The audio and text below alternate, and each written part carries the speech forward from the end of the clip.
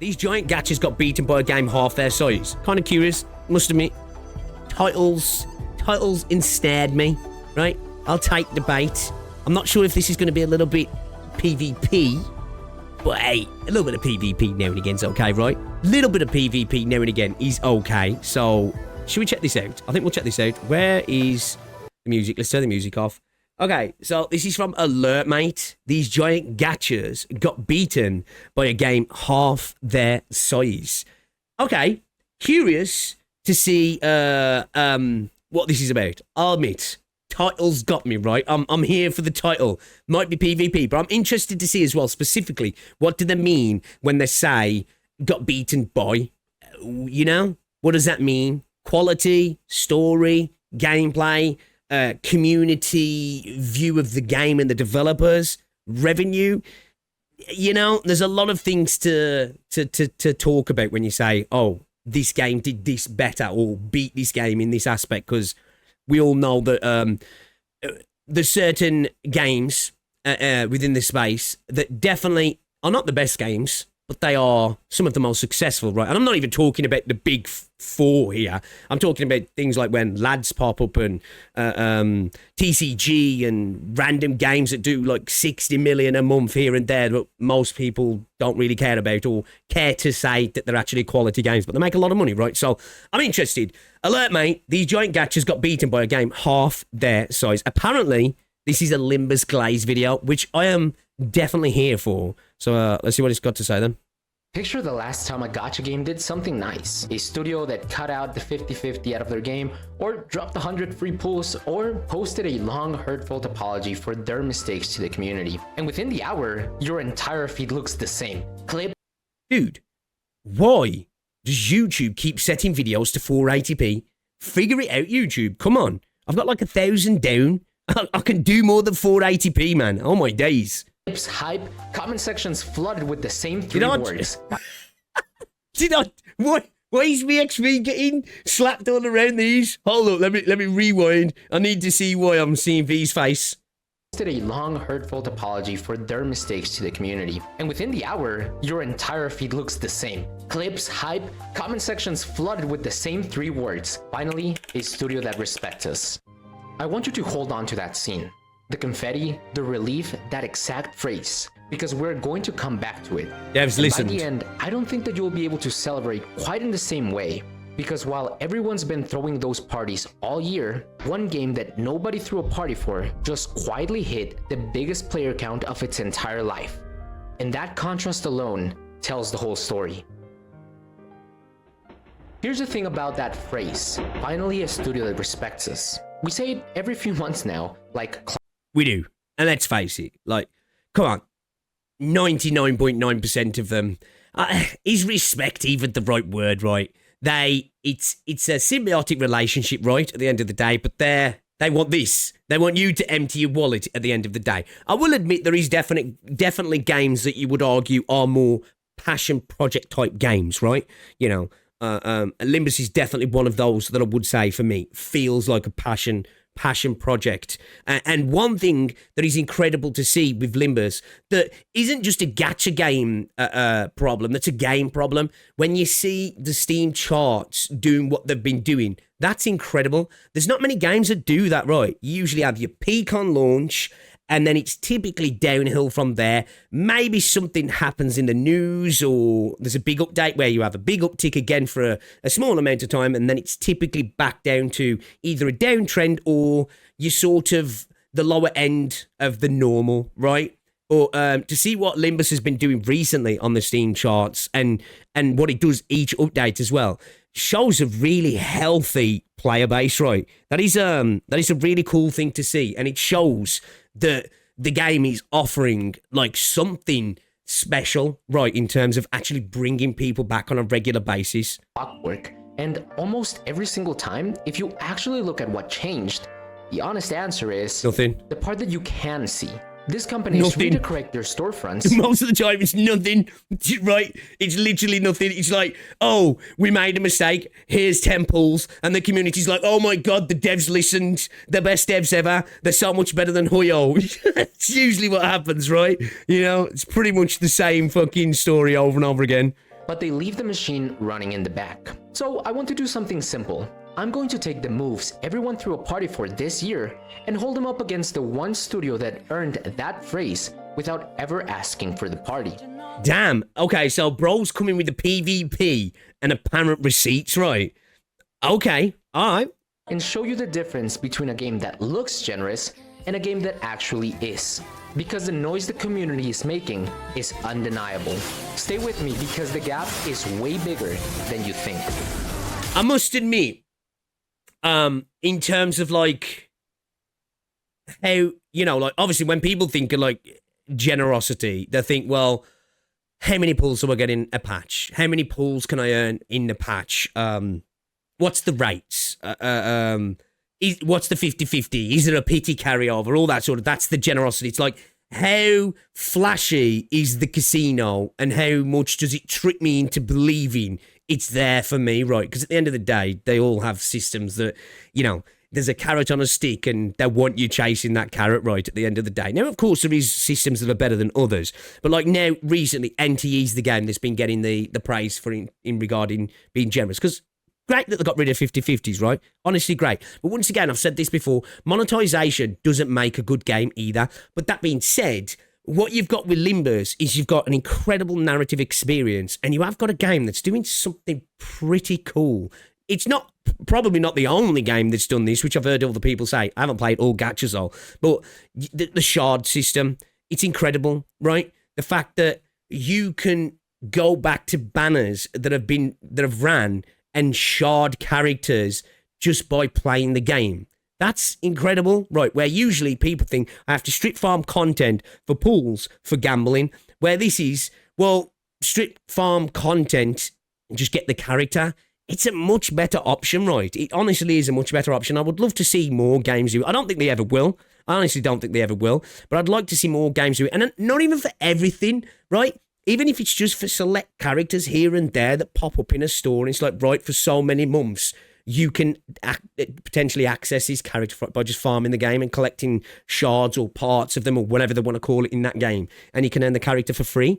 I'd love to see that, but I doubt we'll see it, really.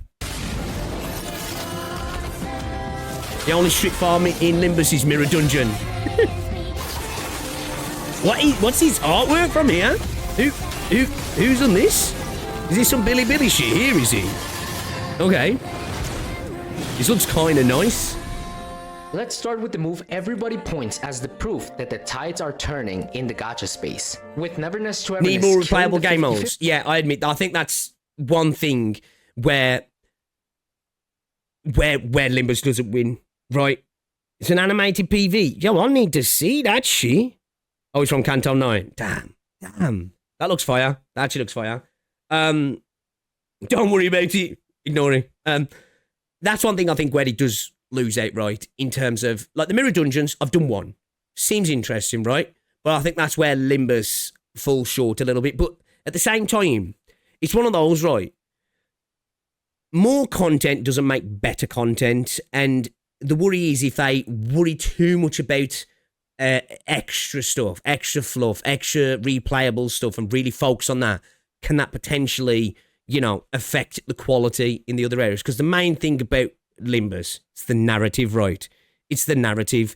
You want that to stay at the quality that it appears that it's been at. Again, I'm only up to Canto 5, but it's been amazing, and people tell me it only gets better.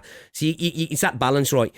Definitely want more content, but not at the expense of the narrative aspect of the game, right? Because that would suck. But yeah, I think, you know, more content would be nice, definitely.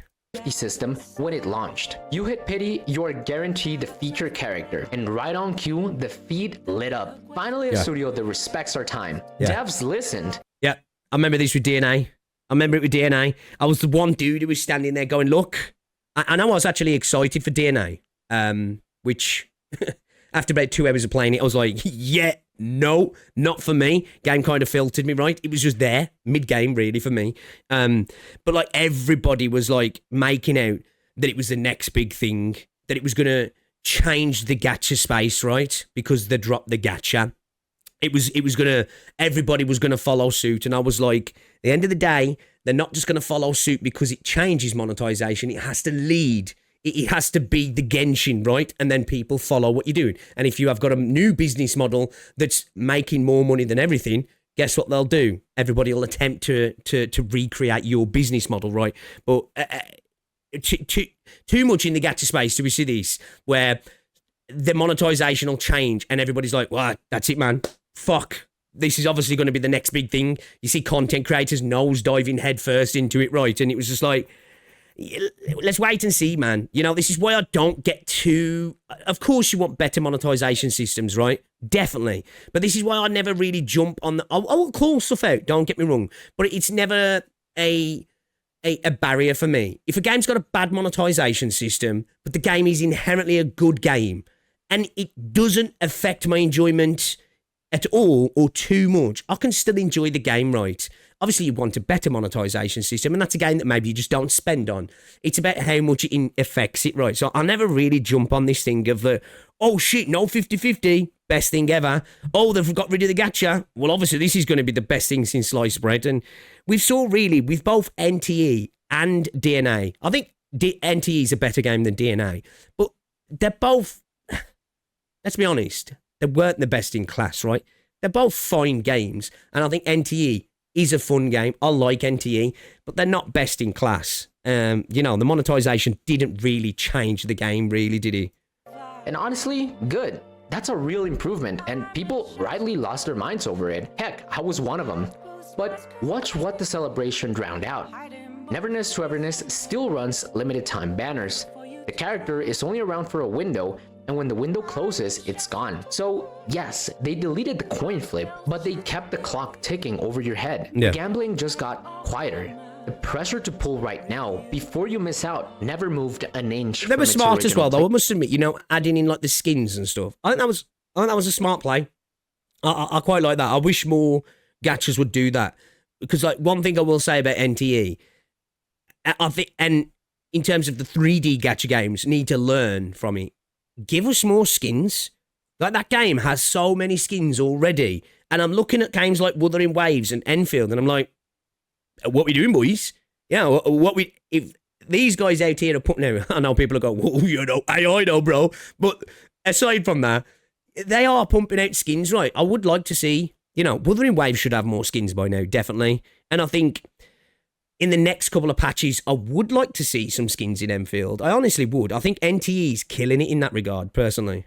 They fixed the part that looks bad in a screenshot and left the part that actually no, empties there are your no wallet. skins, yeah. And NTE isn't alone. This is the whole industry's playbook, pioneered by Hoyoverse all those years ago. And watch what studios do when they get caught. A game has a rough patch, players get angry, and the response is a fistful of free pulls and a nicely worded apology post, maybe a selector. The feed lights up again. Finally, a studio that respects us. The devs listened. Everybody calms down, and nothing about the systems ever actually changes. Or it's maybe the anniversary. Here's a free 10 pull. Here's a generous looking selector. However, the second you read the fine print... That's why for me, when it comes to like anniversaries, of course it's always cool to get free characters. And it's sort of seen as, well, that should happen now. We should get a free character or free something, right? For me, when it comes to anniversaries though, I want it to be a celebration and not so much I need free stuff. Just give me a load of fun events, a load of cool stuff to do. I don't want us to go down the route of where games are like, well, we give away stuff on anniversaries because, oh, I got a free character. Is there anything to do? Not really, but there's some free shit. I want more cool things to do on anniversaries. I do. I want it to feel like a celebration, like a birthday. It only works on a slice of old units, and the new meta characters that you actually want, well, that's still locked behind the same wall. It's just generosity for the sake of a press release. It photographs beautifully, it trends for days, and it costs them almost nothing. Because the structure that drains you, the limited window, the dupes, the power creep is all still sitting there, completely intact under a thin coat of, we hear you. Again, now let's hold all of that. For me, it's all about the psychological science behind it, right? I made a video and a lot of people didn't like it. And a lot of people thought it was just an Enfield glaze thing, which I really like Enfield, but I'd still stand by it. And it was the pseudo safety net of pity carryovers, right? And I'm not saying that if you're smart, carryovers and rates and guarantees and all this sort of stuff. All the mechanisms that are within Gacha can be used to your advantage, right? But they're also designed in a way to get most people who don't use them to their advantage to splurge because they think the game's doing them a favour. Oh, let me just build a bit of pity. Oh, let me dive in on this because it doesn't matter. I've got a guarantee next time. But you end up spending the same amount or using the same amount of pulls if you're not smart with it, right? And people really didn't get that, where there was like the systems where some games will say, all right, we're not doing pity here, but we've got a spark. So if you're sensible and smart, you can get things for cheaper, but you just have to be a little bit more selective, you know what I mean? Let's face it, gacha gamers don't like to do that. They like to fucking gamble, right? Well, let me chuck a cheeky temple. That turns into 70 pulls. Fuck it, let's swipe, you know? That's what we are, right? And they know that. Next to what Project Moon has been doing with Limbus for 3 years now. All right, let's go. And notice I said Project Moon, this studio, not just the game, because this is a company level decision. And here's the part that should sting. Nobody threw them a party for it. There was no confetti week, no finally trending for days. They just quietly built the thing everyone keeps celebrating other studios for pretending to do in Limbus. Do you reckon it's because it's just like par for the course now? It's like, I expected that, you know? Goated things by goated devs, maybe? I don't know. So when you pull a dupe, it doesn't vanish into thin air, it converts into currency, and you spend that currency to buy the exact unit that you want directly off the shelf. It doesn't matter if it's the first unit they release or the latest unit they released. Yeah, I was blown away when I actually learned about this, and then I actually went into where you could shard characters. It's like, damn. So the previous set of characters go off for a while and you can't shard them, and then they go back into the pool that you can, and that's permanent, right? And I was just like, that's fucking fire, man. I wish more games did that. If you want a specific character, you just work towards them and get them, guaranteed. Characters are not locked into a limited window, and that's why power creep doesn't feel as real. There's nothing quietly turning the last year's roster into garbage just to force you to re-pull for stronger characters. Heck, the community will straight up tell you that you can earn every unit in the game by farming, and that spending money is almost pointless. Now, when was the 2 seconds. The dog wants to leave. The dog wants to leave the room.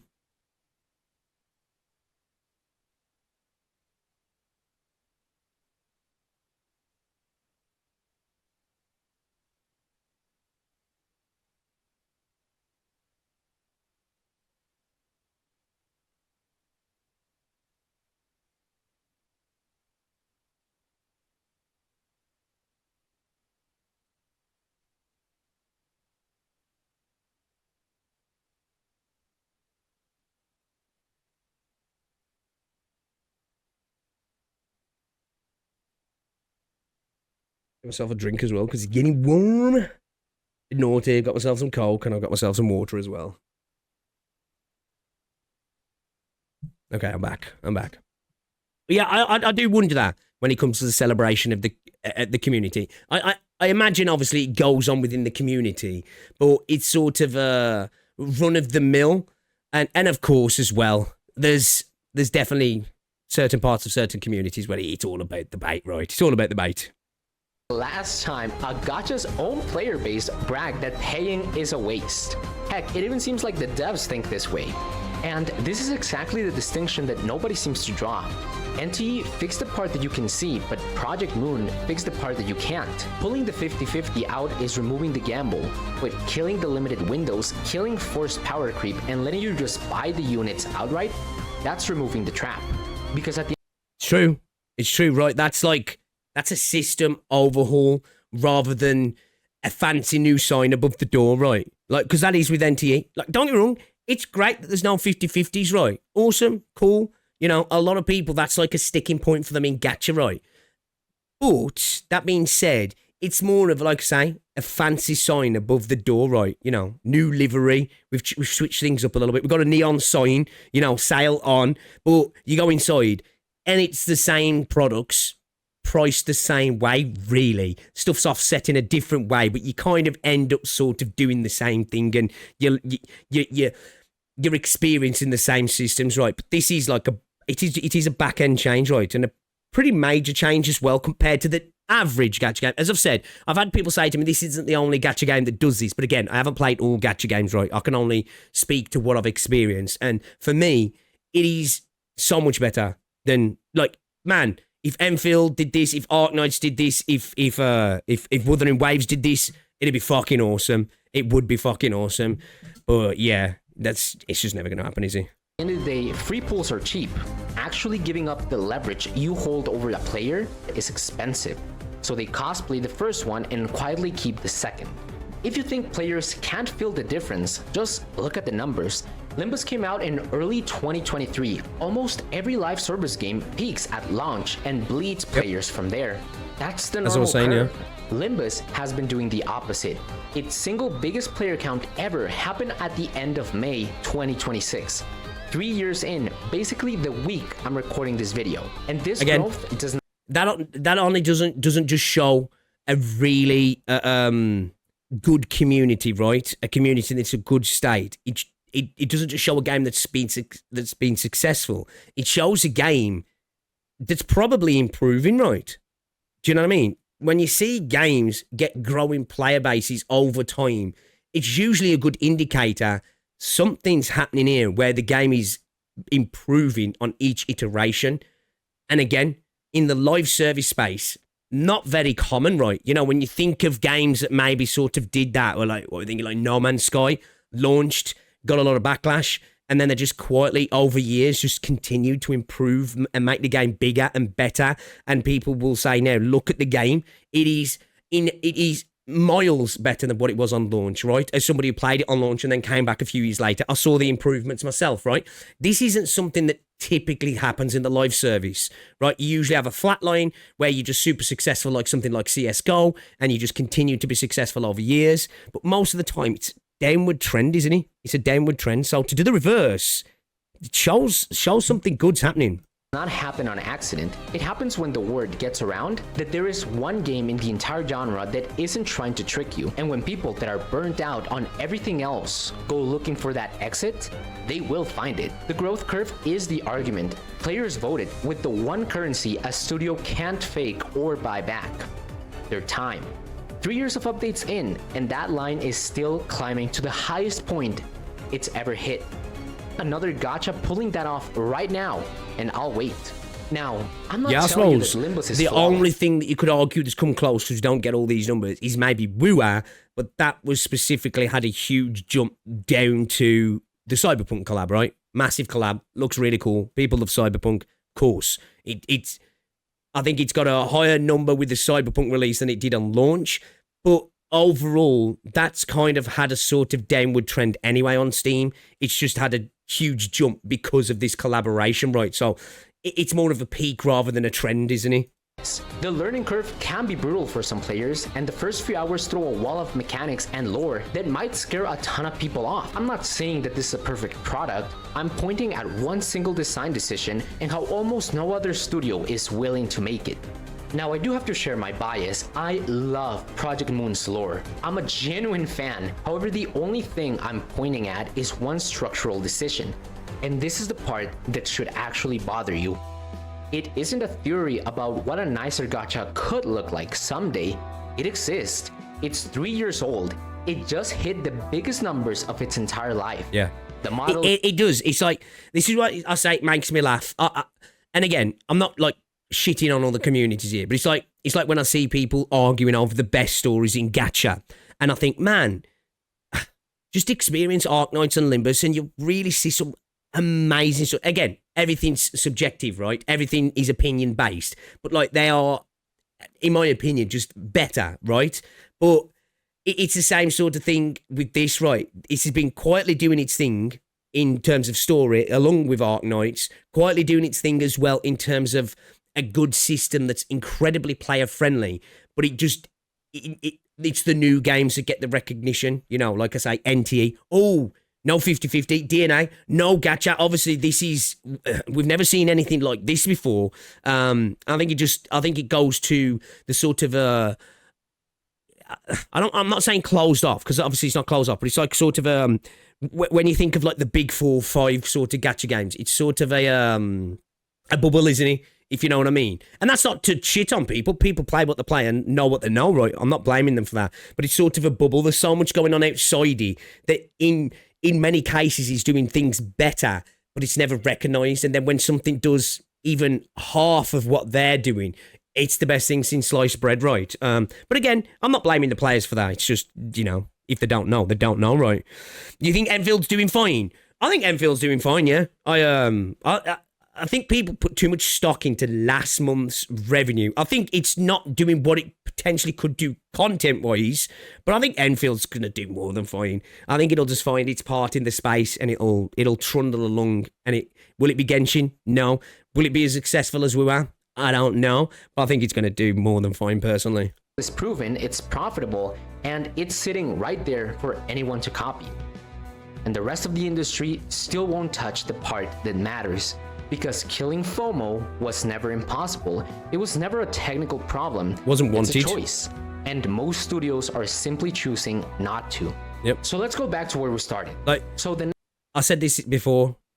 A lot of studios rely on FOMO. They rely on the flashy new character, limited to sell, because outside of that, when you strip back a lot of those casino stuff, there's not much there, right?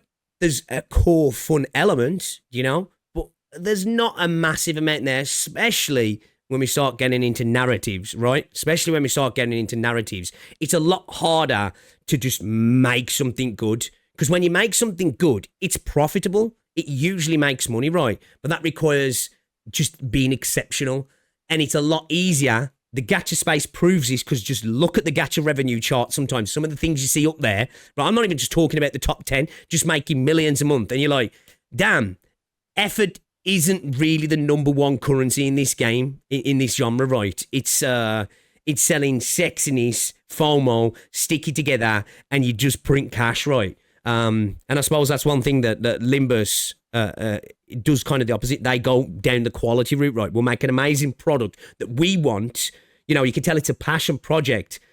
And when you make stuff like that, you end up just attracting people to it, don't you? Next time that you hear that big headline of "they finally listened," probably within a month, I want you to freeze that moment before you join in and ask one question. Did they remove the gamble, or did they remove the trap? Because those are not the same thing, and the gap between them is exactly why they're still getting us. One studio answered that question 3 years ago. Let me ask you a question. What is it that keeps you coming back to Limbus? Because I'd probably argue for most people, it's probably the narrative, right? I think it's probably the narrative.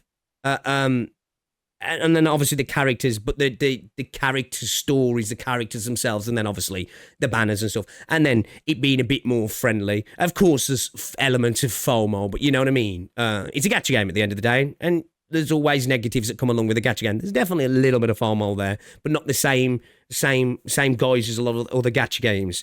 But yeah, what keeps you... Because obviously, even if you play other gacha games, right? But what's the main thing you've stayed locked in? I'd argue probably is the story, right? The narrative, and then the narratives around the characters, right? And for some people as well, are you talking, starting from Library of Runa, the Project Moon universe? Do you know what I mean? Because I hear from a lot of people as well who are avid Limbus fans, are like, yo, Limbus ain't even the best game in the trilogy. So... yeah, I think it's the story and the narrative and the world building, right? It's the same thing as why a lot of people are there in Arknights, is the world building is a massive draw. The gameplay is great, but for most people, the thing that keeps them going like years later is because of the world building and this universe that the Hypergriff created. Party for it. So if you're playing something that actually respects your time, drop it in the comments. I genuinely want to hear about other games that are being underrepresented in the gacha space. And I'm sure it's going to be a short list, but I would still love to learn more about these communities. See ya. Okay. I don't know if Arknights respects your time as much. Because just by its very fact of the way it tells stories, it's like, bro, you're sitting down for this one, bucko. And I must admit, like, having certain days and not being able to farm certain materials is still ass. I hate that. in Arknights. I don't know why that's a thing. Annihilations don't respect your time. Pain in the ass. Up until recently, farming didn't respect your time. That's definitely a lot better now. I'd say that, yeah, I don't know if... I think Arknights respects you as a player. It respects your time a little bit less, really, doesn't he? But that, at the same time, for me, I'm not always about... I suppose it's different. I suppose you want your time respected, don't you? But sometimes I don't mind games that demand time from me. It's just about, is the time worth it, I guess, right? But yeah, it definitely feels like for me, Limbus so far does sort of respect your time, right? Especially when it comes down to farming and stuff and the way you can get characters. It's not like, right, you miss a banner, you're cooked kind of thing, right? You know, for the most part, it's like you can come back to that later. You know, it's like people keep saying to me, you'll learn in Limbus that you don't really want to bother pulling a lot of the time because it's just shard, which, you know, is true. Yeah, great video. I agree, really. I think it is doing a lot of good things, and it is a case that it just doesn't get recognised because we have, especially in the West, it's because we've got such a narrow view of what Gacha is, right? And typically Gacha in the West is Hoyo and Wuthering Waves, right? It's pretty much it, right? It's Hoyo and Wuthering Waves. So when they see a big flashy game, whether it's Enfield, whether it's Azure Premilia, whether it's DNA, whether it's NTE, because most of the time the West is looking for stuff like that. That a lot of the time they don't care about the more artistically styled games with different visuals. They want the fidelity right, and yeah, I think they don't tend to look outside of that particular bubble. So I think they miss a lot of the good things that are happening in the space. So they can't really make great comparisons. As I say, this is what I say sometimes when it comes to the stories, right? I hear people saying, this was the, man, peak story, best story in Gacha. And I'm sitting there going, bro, that was... okay, all right, you know? And I suppose it's the same with the systems and the mechanics anyway. You know what? I'm going to sub to this dude. I think that was a good video. Drop a like. Alert, mate, guys. Go check them out. These giant gachas got beaten by a game half their size.